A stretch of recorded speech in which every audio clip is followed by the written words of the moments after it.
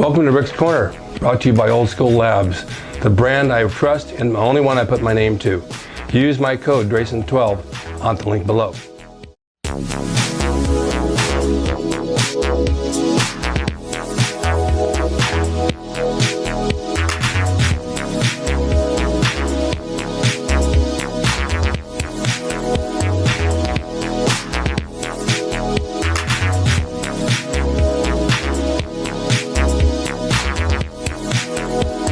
Welcome to Rick's Corner. The man, the myth, the legend. Now on with the show.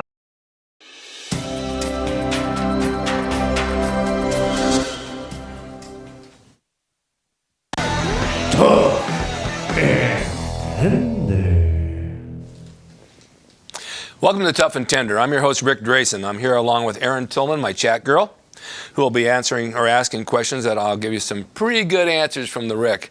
We talk about relationships and we talk about the good and the bad, and we have a tough side and we have a tender side. And normally people sometimes handle things on a tough side and they don't get much response. But if you use the tender side, you can get a lot more done. I had some lady I was talking to yesterday about an audition going on and being spoken to in the wrong way, and she turned around to being very tender about her response, and she ended up booking a movie out of it. So that just showed me that when you show your tender side, you can get a lot more done. And I definitely have a tender side. So with relationships, there's relationships all around us. We have it at home, we have it at work, we have it at play, we have it in we go shopping. Everywhere you come into contact with somebody, you have a relationship. It's just not always romantic. It's just between two people. And sometimes it gets a little overheated and you have to handle it in a certain way. And it can't always be tough. It has to be tender. When you're tough, it ends up escalating into an argument and a fight and can get pretty nasty. And we don't want to go that route. So we're going to talk about jealousy, because jealousy is a huge factor in life. And it seems like when you're trying to get ahead and you want the support of people, you have the support of some, but you also have those that are jealous and don't want to see you get ahead.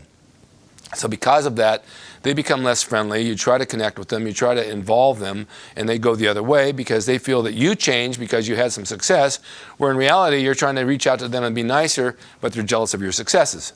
So we're going to go and we're going to start with different things in the house and with friends and at jobs on the jealousy factor and see what we can talk about. We have some questions and Erin's going to fire them at me and we'll see what we go about. So let's go with question number 1, Erin. Hey Rick, how are you doing? Good. Good, good. I'm very jealous of you. I haven't even said anything yet. Okay, no, here we go. I'm jealous of your hair. Thank you, thank you. It's a perfect circle. Okay. Yes. We digress. Okay, here we go. We're going to start with relationship jealousy questions. So here we go. Question number 1. My boyfriend has a girlfriend, a girl that's a friend, that he is super close with. I've met her before, and she is very nice, though I don't really trust the situation. My boyfriend promises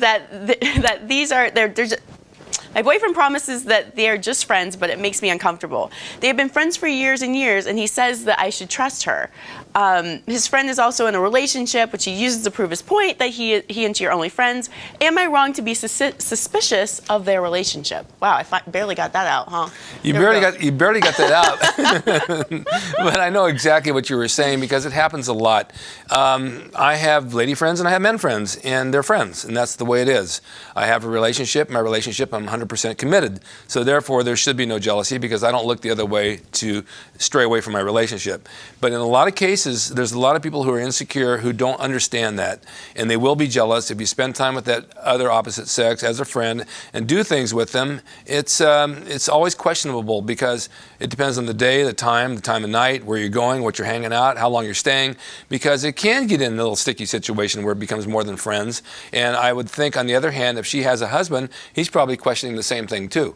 He's probably wondering what's going on. He could be a little jealous. Maybe he just doesn't verbalize it because he's got another friend he's seeing. So, it's like a chain of events. I think honesty and being open about it and taking your girlfriend with you along with your friends so that everybody can meet each other and see that there's nothing going on, it's probably a good way to go. I agree, Rick. And I also think that, the relationship should take priority. So even though this guy has been friends with this girl for a long time, I think it's really important that, your relationship should be number 1. So if she has a concern, your wife has a concern, then that should be, you should nip that up. You should figure that out first. In other words, you should nip that in the bud. That's what I'm trying to say. I knew that. So So yeah, you have to bring the relationship comes first. Absolutely. And if there's an issue, you talk about it and work it out. If she is jealous with the fact, then you know what, you cut your friendship back a little bit. You don't spend so much time, because that time could be time you could spend with your relationship. And if the other person's sitting at home waiting for you, they shouldn't be. They should be with you. And that's how I look at it. I love it. Shall we move on to number 2? Yes, we shall. Okay, here we go. Relationship jealousy question number 2. I've been at a low point for a while now. I lost my job earlier this year, and that has made me feel worthless. To make matters worse, my wife is doing really well. She has a good job and has to support the two of us since I lost my job.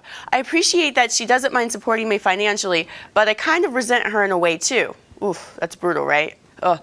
She has placed more demands on me in terms of housework, etc., since I have more free time. I just want things to be like they were before when I was making more money. How can I get over my negative feelings towards my wife and better deal with the situation? That's super tough. That's it's super tough, but it's understandable. It's a tough situation because you're a team, and whoever can pull the weight in at the time pulls the weight. The other one takes the charge at home. I mean, it's just the way it is. I've always worked out of my house, so I've always been able to do laundry, wash dishes, wash the windows, do all that stuff, and take care of everything on top of that and make money. Now, in a relationship where the other person is working, making more money, they have a career that makes more money. You can't be jealous of that. I mean, it's what they do. And you certainly don't want to pull them down to your level and make them feel bad about going to work and earning a living, because that's only going to make matters worse. If you have a hard time finding a job, then you volunteer to do things around the house to take the slack of your partner so she doesn't have to come home and do it. And make an effort to be really nice and be very supportive. And your day will come and you'll find something you can do. And then you're back on the teamwork again. But Rick, don't you think it's don't you think it's hard sometimes for men if the woman's, say, making more money or more successful? I think that can be really hard for a man's ego. What are your thoughts about that? I'm not that type of man.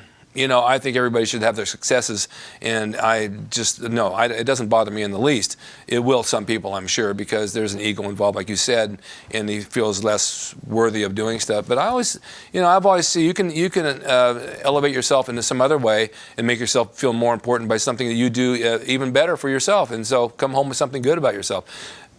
Someone's always going to make more money. It's just the way it is. It's just the way the job is. You chose somebody who's successful and you love them for it. You know what? Just honor that and do what you got to do. And then when you go out and you make your income, you'll be fine too. It's just a jealousy thing that's going to eat you alive, and you're going to get canker sores and boils, and it's not going to be fun.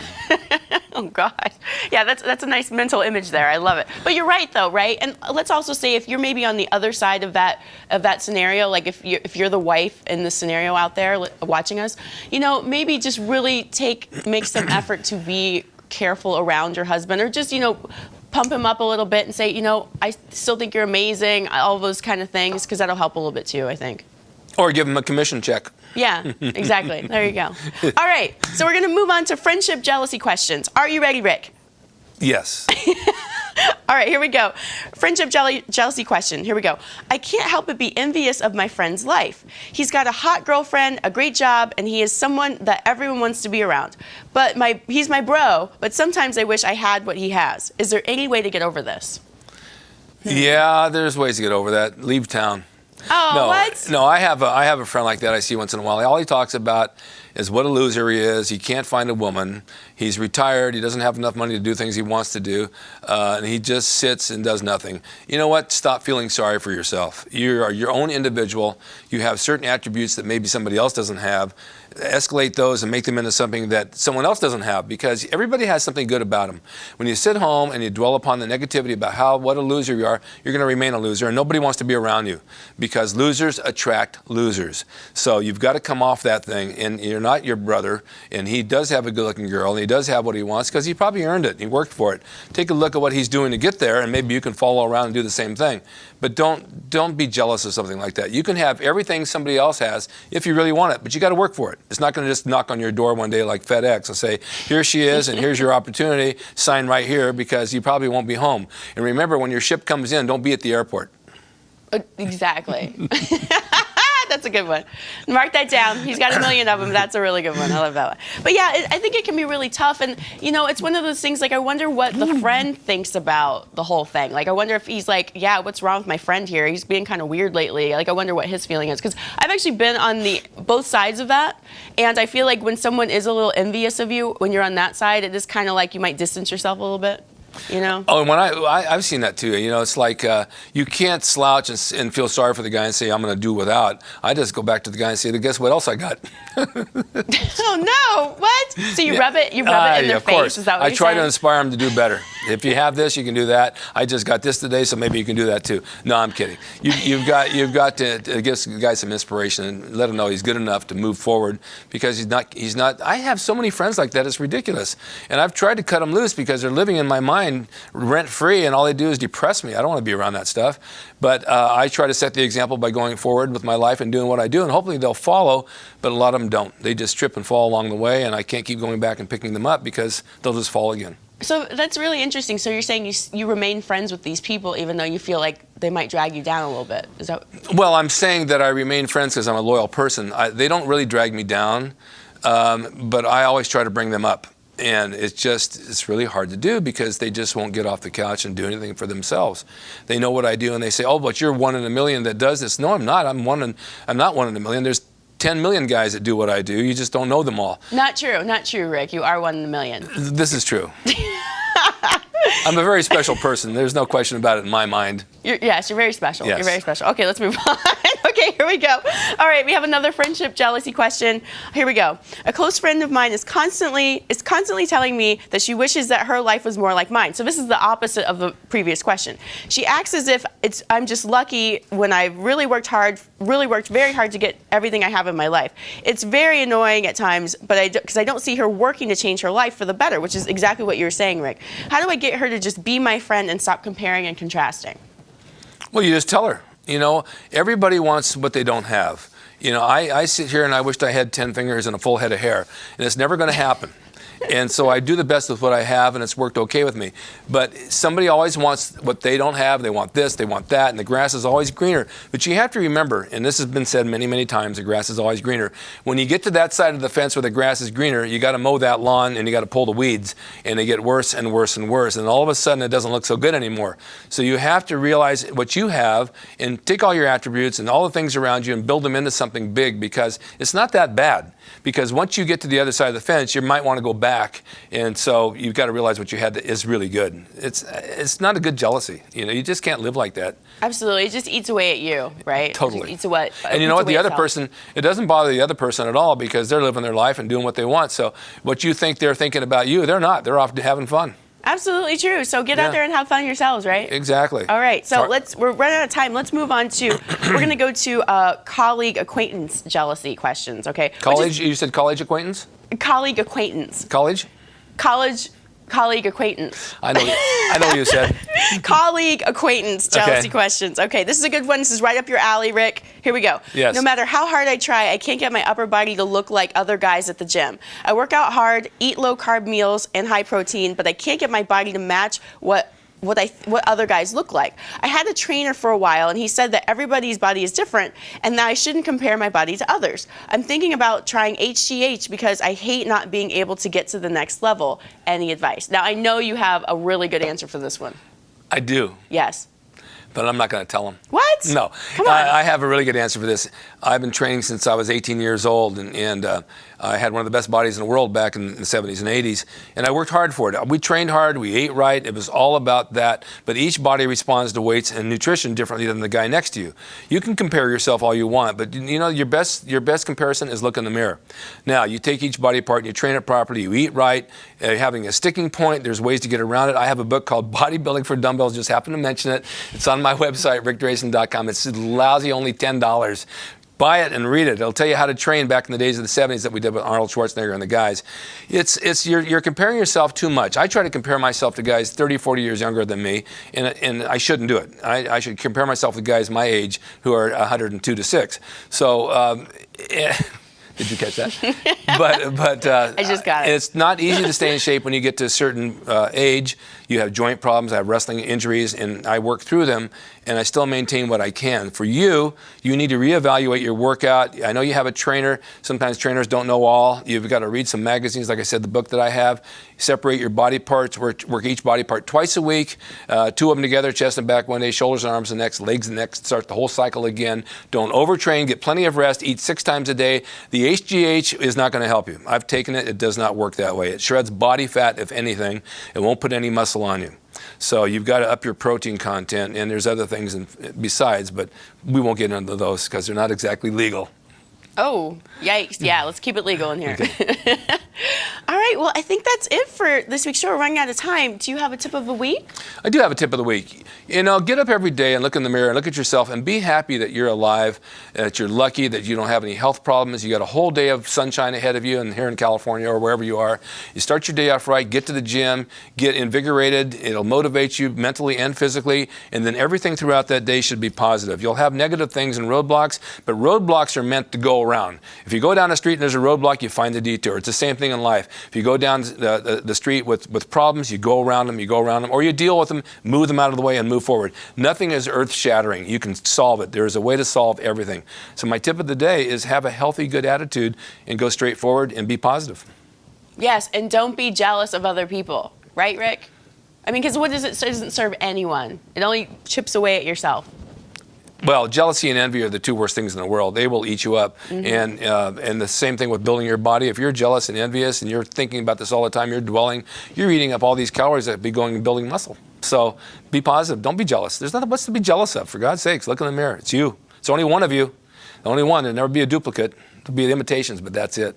There you go. That's it. Tough and tender. Tough and tender. I love it. I also want to say that Erin has a book out. I do. Let's talk about that book, Erin. Let's do it. Here it is. It's called The Dating Guidebook. Tips for living a happy and healthy single life without losing yourself in the dating process. Because a lot of times when we're out there dating in the field, we can lose ourselves when we really want someone, we really think we want to be married on this time frame and all these things. So it's basically tips for the early months of dating, online dating, sex and safety, how to approach someone nicely, how to reject someone nicely, all the early dating stuff. So, and you go on the website, you can get it, Barnes & Noble, Amazon, a paperback, ebook, BarnesNoble.com, and on my website, thedatingadvicegirl.com. There you go. I would like to say one thing about your book. When you said you're out there dating in the field, I don't really like to date in the field. I prefer to go to a restaurant.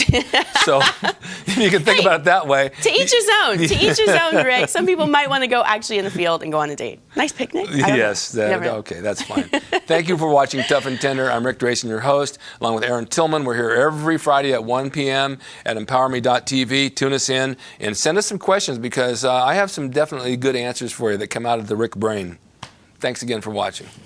Hope you enjoyed the video brought to you by Old School Labs. Use my discount code DRASIN12 on the link below at oldschoollabs.com. Hey everyone, now you can have the Gold's Gym logo drawn by me, the artist Rick Drasin, personalized and made out to you and signed by me to frame and put on your gym wall or wherever you see fit to do so. It's a piece of bodybuilding history. It will never be duplicated again. It's the largest selling icon t-shirt logo in the world, and I'm the guy that drew it, and I will draw it for you. Just go to my website, rickdrasin.com, and order there. You can pay through PayPal, and it'll be sent out right away. And be sure to watch Rick's Corner for all the videos on bodybuilding, nutrition, fitness, pro wrestling, and anything that suits your interest as far as getting physically fit and being the best you can be from the golden era of bodybuilding.